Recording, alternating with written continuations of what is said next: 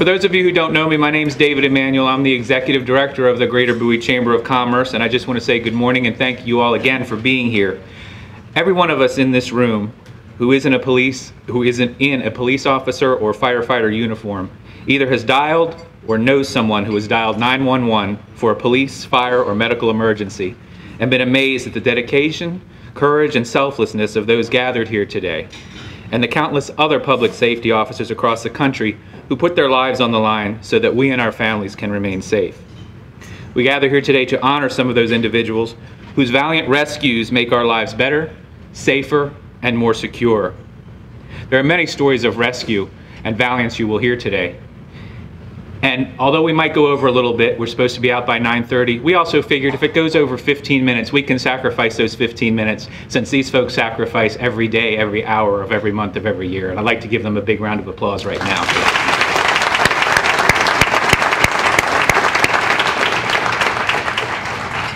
I'd like to recognize and thank many of the individuals for making today possible, starting with our local and state officials who are here. County officials, we've got Fred Robinson, our mayor, Dennis Brady, if you could stand up, our Councilmember Diane Palangin, and County Councilman Todd Turner. If you'd stand up, let's give them a round of applause. Are there any others that came in that I didn't recognize? Please stand up now, my apologies. Also like to thank the chiefs for being here today. We have Chief Neske, and Chief McGaw could not be here today, but Chief Neske, if you could stand.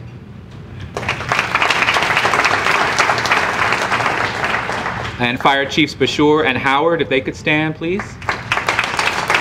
Thank you for being here.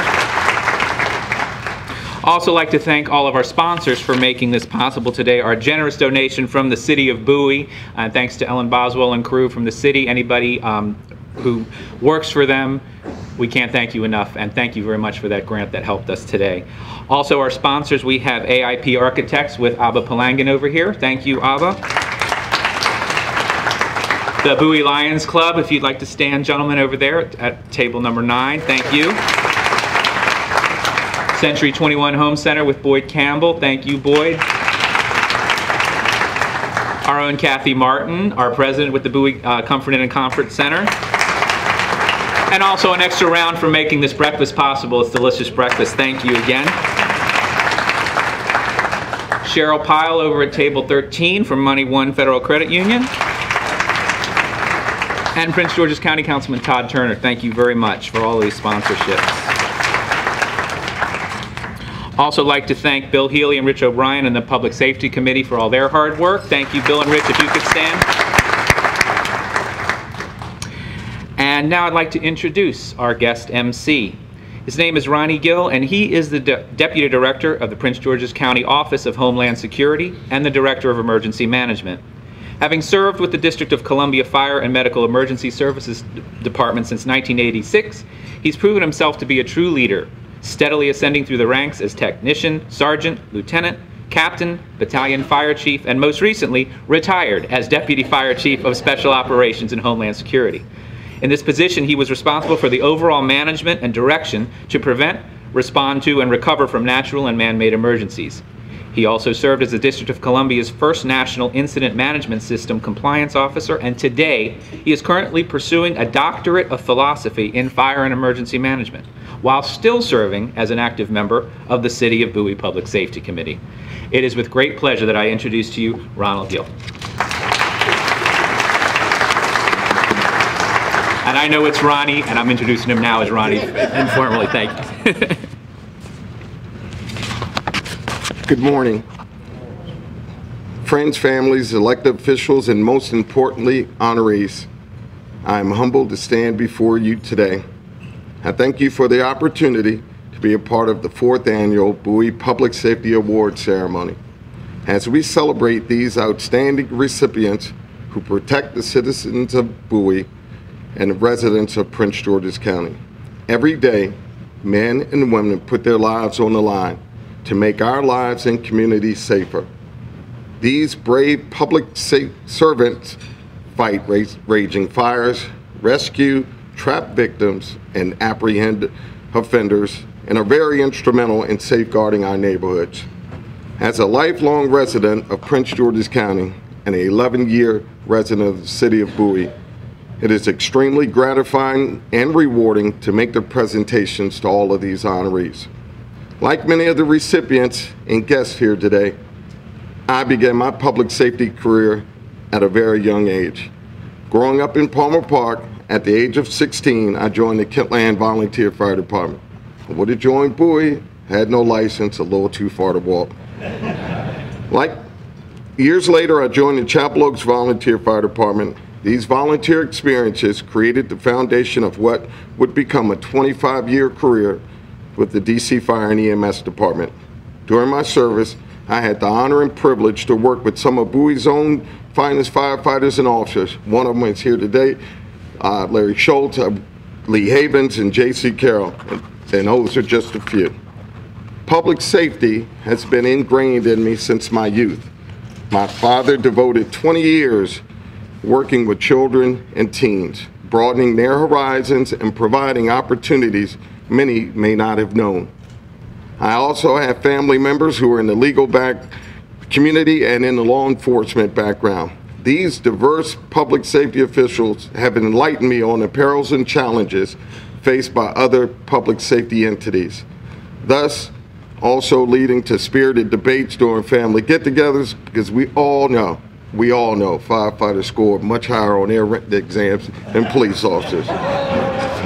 When asked to speak at this great event, I pondered how to integrate my role as Director of Emergency Management and Deputy Director of Homeland Security into this special award ceremony. In my position today, I realize it's not my job to extinguish a fire. It's not my job to lock up a bad guy. It's not my job to manage the scene of an incident scene. My job is to coordinate with all government agencies, volunteer organizations, and private partners during disasters and any other major event. Creating one common operating picture. My job is to support agencies during large-scale events. This not only involves coordinating with our partners, but also acquiring additional resources and assets as needed. September 1st is National Preparedness Month. Over the next 10 days, I encourage and remind each of you to prepare and develop an action plan to stay safe in case of any natural man-made disaster. There are only 4 points I'd like you to remember. 1, be informed. Knowing what to do before, during, and after an emergency is a critical part of being prepared. 2, learn about receiving texts. The City of Bowie and Prince George's County both have emergency notification systems. I encourage you to register. 2nd, make a plan. Where will family members meet if separated? What will we do with the pets? Where are insurance information located? Today, mobile apps are now available that you can store that information on. 3rd, build a kit. You should have the ability to survive on your own a minimum of 72 hours. Some of the basic things that you should include in this kit are food, water, medicines, and loose money. 4th, get involved. Participate in programs and activities to make you, your family, and your community safer from risks and threats. Programs such as the Community Emergency Response Teams and Citizens Corps.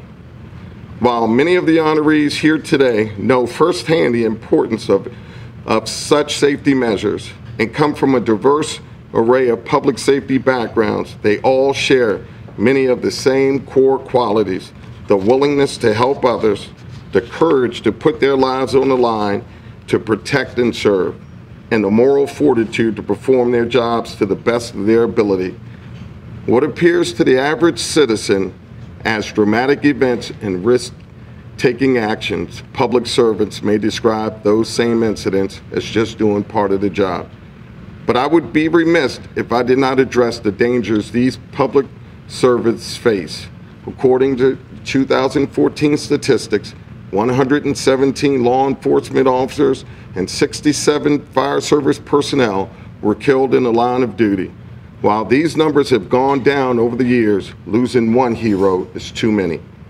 Every day, we call upon these servants in public safety to respond quickly to emergencies, to protect our families, our neighborhoods, our property. Every day, public safety personnel answer the calls with courage, determination, and valor. Every day, public safety personnel are heroes. This day, we recognize their bravery, dedication to duty, compassion, and the selfless commitment to the welfare of their fellow residents. Rarely will any be called upon to summon the inner strengths of those who have answered the supreme sacrifice. But if we remember and embrace the spirit of duty and self-sacrifice, then the potential for heroism lives in each of us. Thank you and congratulations.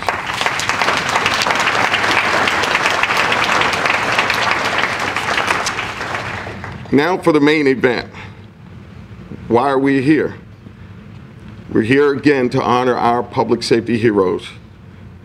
And one of these organizations that acknowledges this is Heroes.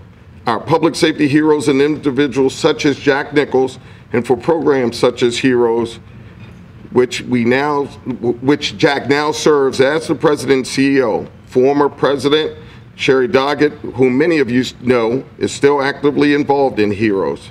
Founded 50 years ago, continues to the mission to this day to assist widows and children of public safety servants who gave their lives in honor line of duty. Heroes, what does it stand for in this case? It's honor every responsible officer's eternal sacrifice. We're going to watch a video and we'll see what heroism is all about.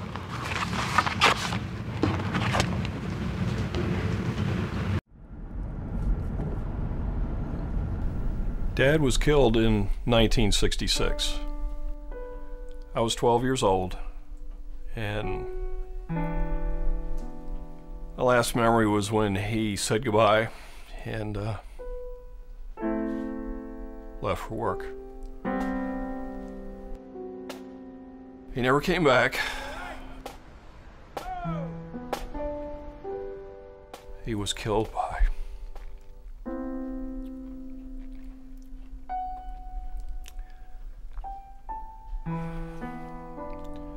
while serving a warrant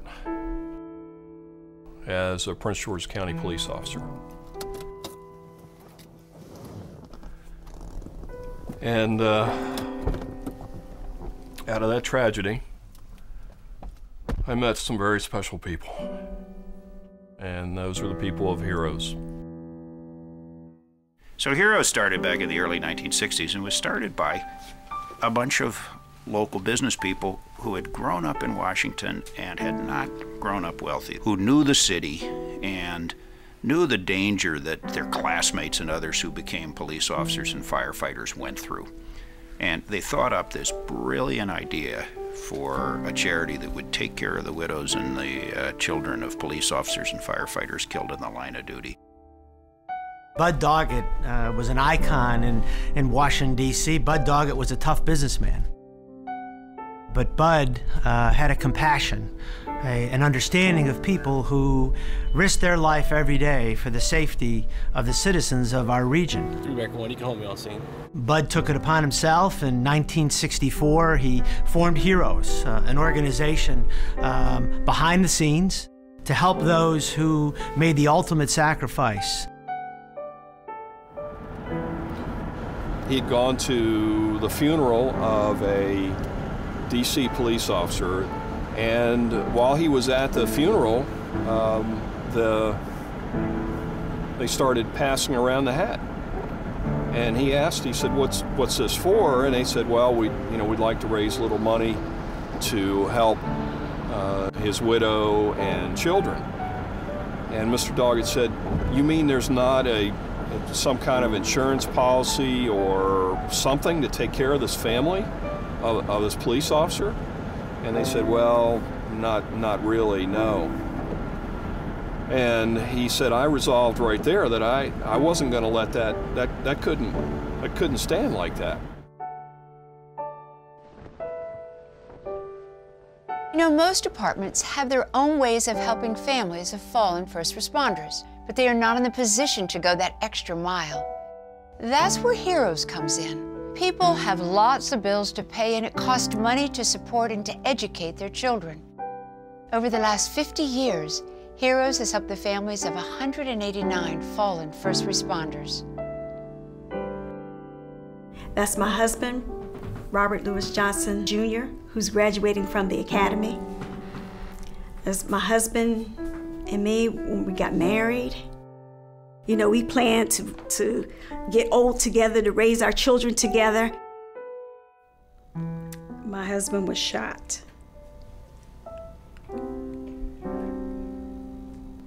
He was killed in 1997. He was shot in the chest. The doctors came out and all they said was, we tried everything. And then from there, I just fell apart. There are many other organizations that do many other things, but we deal just with the most unthinkable tragedy that a family can suffer. I met Vicki in 1991. I was a young police officer working patrol at the time, and she was a deputy in the Fairfax County Jail. She was in the back lot when a man with a rifle came through the gate. Vicki engaged him in a gunfight, and she was shot several times, and she died in her car there.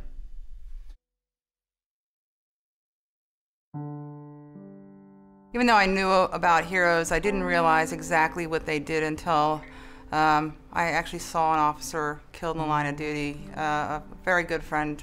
He was gunned down sitting in a patrol car. One of the very first things that Bud would always tell the widows, you have a new family. We're not going away. We're always going to be here. We'll never close the books. So they are like guardian angels for us. After the funeral was over, they wanted to meet with me. I was already grateful that they had paid for all the funeral arrangements and the casket. So I didn't really know what this meeting was going to be about. I'm not normally a person that will open up to strangers. I explained my finances to them. Mr. Doggett immediately made a motion among the people there to pay my mortgage for a year.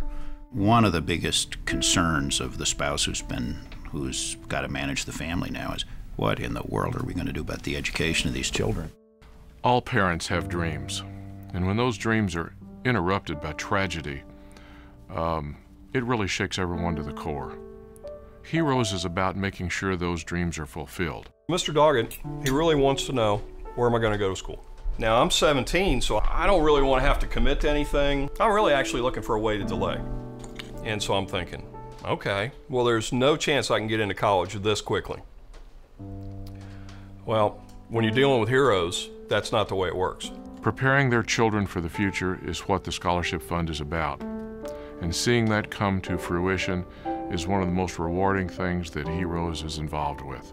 So the next thing you know, I get a call and he said, well, you're going to be enrolled at Capitol. I said, I thought I had to sign up and do tests and all. And he said, yep, that's normally the case, but I've got you in. You're ready to go. All you need is to go fill it out and show up on this date. They take care of you emotionally, financially. In a word, Heroes is a blessing that you hope you never need. But if you do, it's there. Any officer taking any kind of routine call can suddenly and unexpectedly have a shotgun pointed at you from across the street or have somebody pull a pistol. You stop 100 cars for speeding, and the 101st person is someone who just committed a violent crime, thinks you're there to arrest them, and you could find yourself in a gunfight. We can plan and plan, but our job is always subjective. We make an entry. We never know what's going to happen. It's 1,000,000 to 1 shot. The bullet enters him in the crease under his bulletproof vest into his heart, and he dies instantly. A young man in the prime of his life with a wife and children.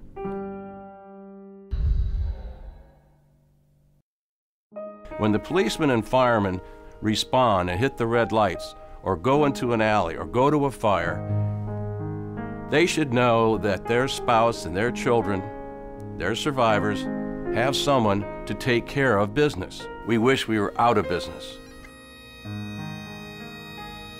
There are hundreds and hundreds of people from all over our city who will never ever forget Bud Doggett. He was a man who had the vision and the foresight to see the need of the families of our fallen heroes. He realized that they needed our support, and so he did everything he could to make things right for the families and the children who were left behind. We pray that nothing would ever happen to you or your family, but if something was to happen in the line of duty, Heroes will make sure that your family is taken care of.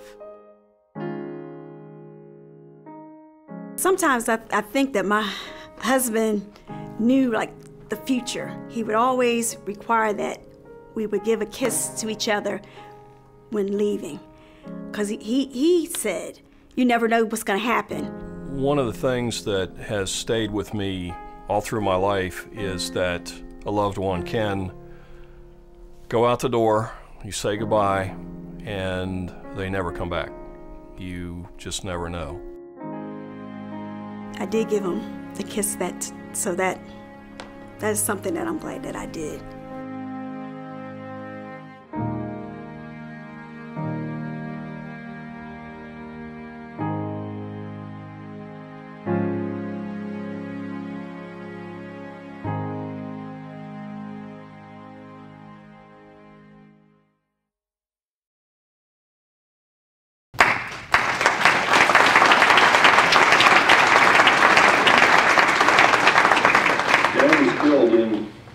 Ladies and gentlemen, I now call up to the front the CEO and President of Heroes, Jack Nichols.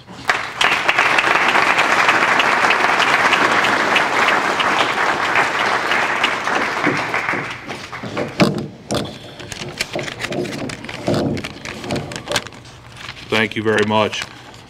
We really appreciate you having us here today and watching the video. At Heroes, we are truly honored to do the work that we do. And again, as the video pointed out, the most important thing for us to communicate to you is for you to know that when you leave for work every day, there's an organization that's going to stay behind and take care of your spouse or your children if, God forbid, something were to happen to you.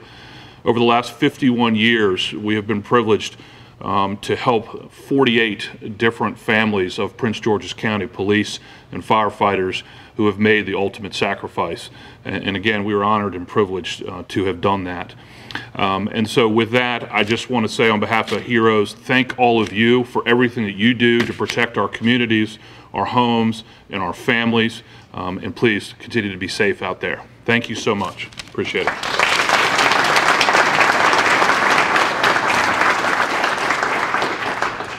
Want to let Jack know on behalf of the Greater Bowie Chamber of Commerce and the Public Safety Committee, we do have a donation coming your way to Heroes Incorporated. Okay.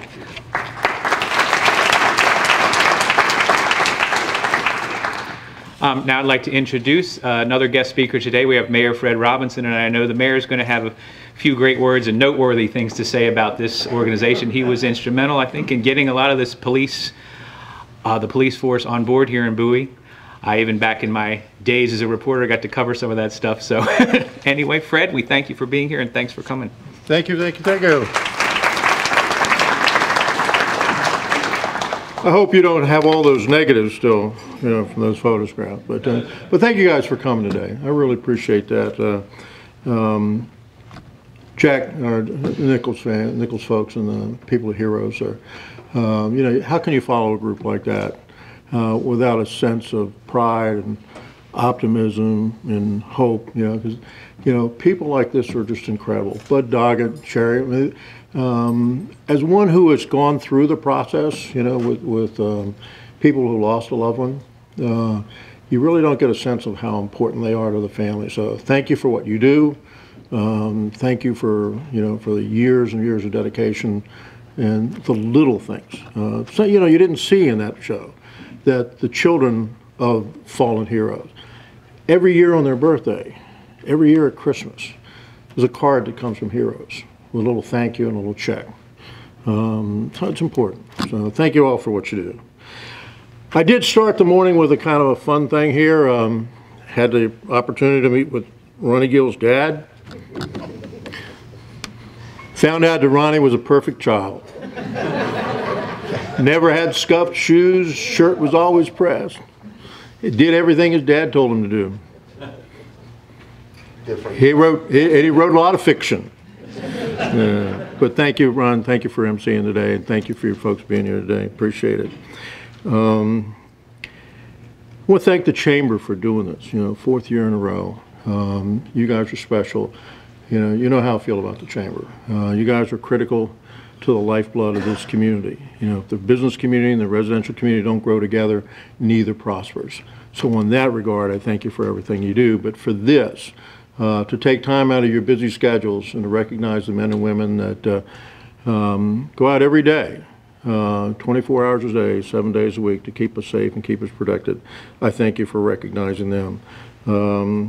And for you first responders, thank you for what you do.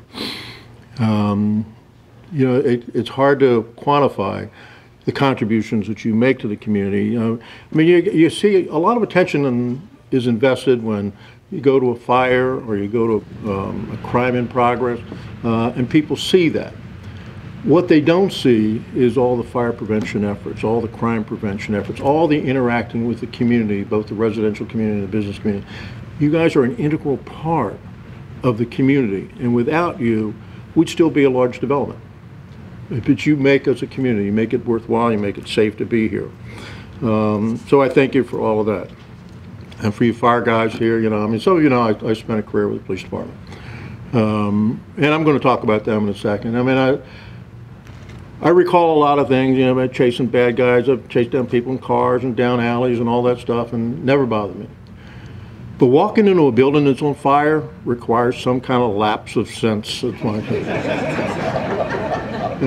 don't know how you guys do that. I really don't. But I do appreciate everything you do. David asked me to talk a little bit about the history of the Bowie Police Department.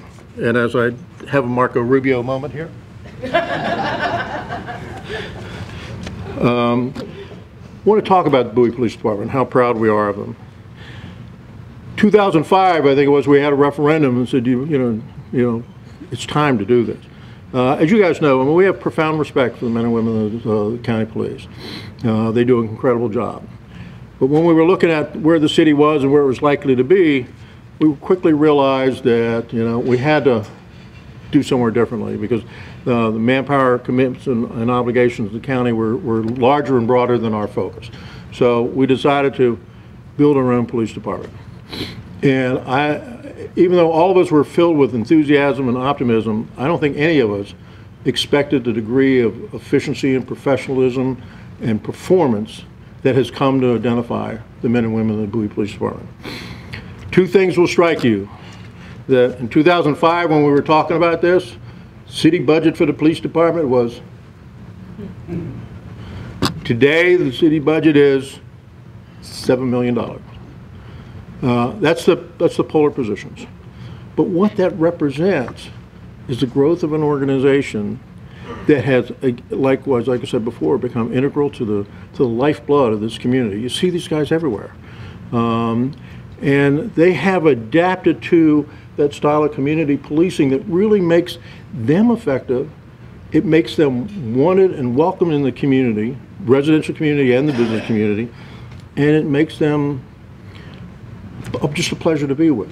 My council colleagues and I, you know, over the years we looked at plans and said, this is what we want to do. This is how we want to do it. It's great, you know, when you're a politician. You can sit back and make all these profound projections and where we're going to do it. I said, want to do this, and this is how we're going to do it, and this is how we're going to define success, and this is how the examples of excellence are going to be considered. And you pat yourself on the back and say, man, what a great job we did. And then you turn to the police and say, now let's go do it.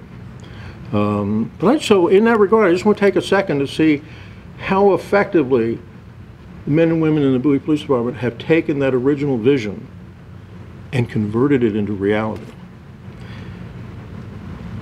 On September 11, 2006, we hired our first police chief, Kathy Perez. I remember sitting down with Kathy Perez.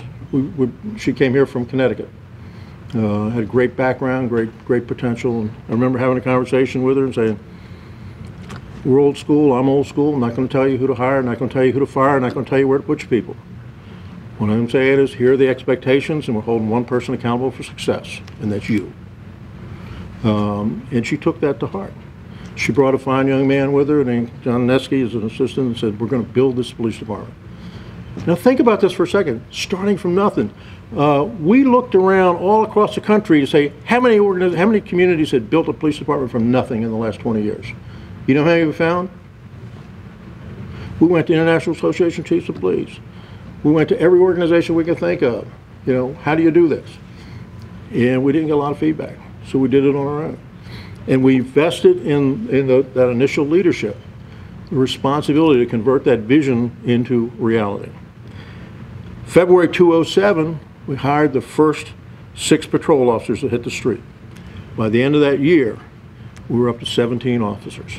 We had patrol officers out there responding and being seen. February 2008, the BPD goes to 24 hours a day. Think about that.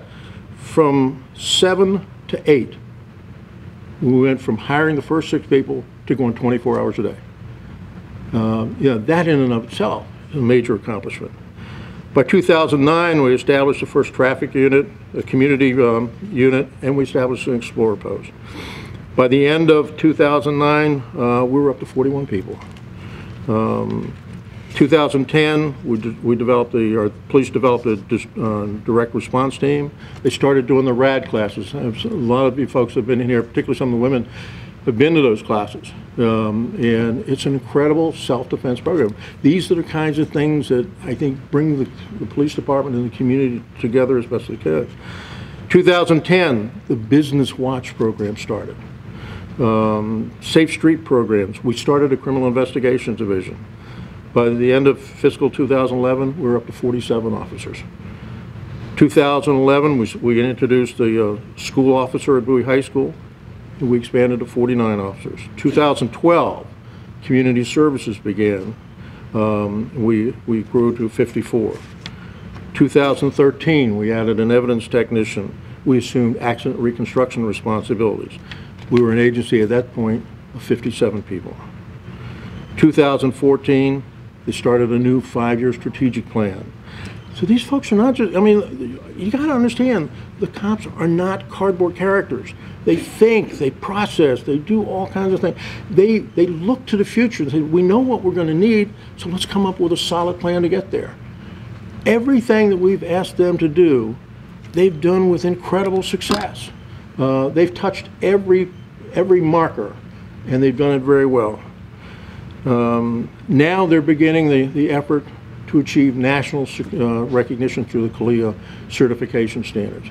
And they'll be one of the few agencies around. I mean, the county, I know, is nationally certified, and so we'll go to school on your experience, and we'll just, continue making ours as big as they can be and as effective as they can be.